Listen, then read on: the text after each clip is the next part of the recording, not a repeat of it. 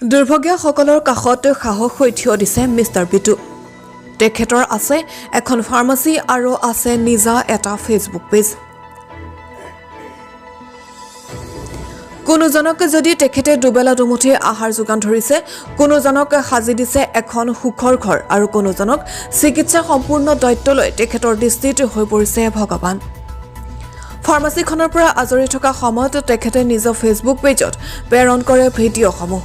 সময় পাৰ হোৱাৰ লগে লগে তেখেতে দুৰ্ভগীয়াসকলক কৰা সহায় দেখি অসমৰ বিভিন্ন প্ৰান্তৰ পৰা তেখেতৰ অনুৰাগীৰ সংখ্যাও বৃদ্ধি পাইছে। তেখেত এতিয়া হৈ পৰিছে সকলোৰে চিনাকি। নাৰায়ণপুৰৰ পৰা ক্ষিপ্ৰজ্যোতি ভূঞাৰ ৰিপৰ্ট।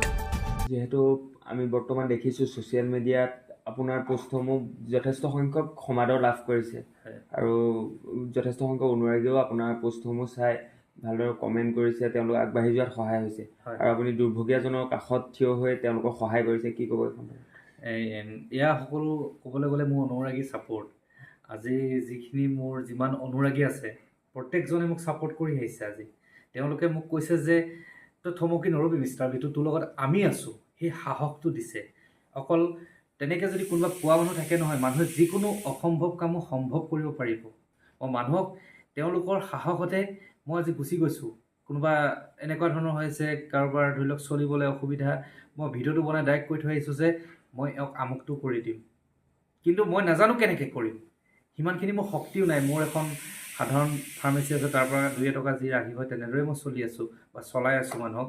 কিন্তু সেই কথাটো যে কৈ থৈ আহিব পাৰোঁ মানুহৰ সাহসত। যেতিয়া ভিডিঅ'টো দিয়াৰ পিছত মানুহে কয় যে মিষ্টাৰ বিটু তুমি পাৰিবা, তেতিয়া মই তেওঁক উত্তমতে সেই কামটো মই সফলতাৰে শেষ কৰোঁ। আচলতে এই গোটেইখিনি ক্ৰেডিট মই সঁচাকৈ ক'বলৈ গ'লে মোৰ যিখিনি মোৰ ফলোৱাৰ্ছ, মোৰ ছাবস্ক্ৰাইবাৰ আছে তেওঁলোকক দিব লাগিব। আজিলৈকে তেওঁলোকে এদিনো মোক বেয়া মন্তব্য দি পোৱা নাই, সদায় মোক মানে আগুৱাই যোৱা মন্তব্য দিছে। মানে সেইটোৱে আৰু কথা। আৰু দেখা পোৱা গৈছে যে আপুনি যিখিনি ভিডিঅ' বনায় তাৰ বিপৰীত এখন ছবি বৰ্তমান প্ৰতিফলিত হোৱা দেখা পোৱা যায়। হয়, যিহেতু পিতৃ মাতৃক বৃদ্ধাশ্ৰমত থোৱা বা কণমানি শিশুসকলক শিশু শ্ৰমিকৰ কামত নিয়োজিত কৰা, কি ক'ব এইখন? সেইটোতো আপোনাক ক'বলৈ গ'লে যিটো আপোনাৰ বৃদ্ধাশ্ৰমলৈ পিতৃ মাতৃক পঠিয়াইছে, তেওঁলোক আচলতে সন্তান হোৱাৰ যোগ্যই নহয়।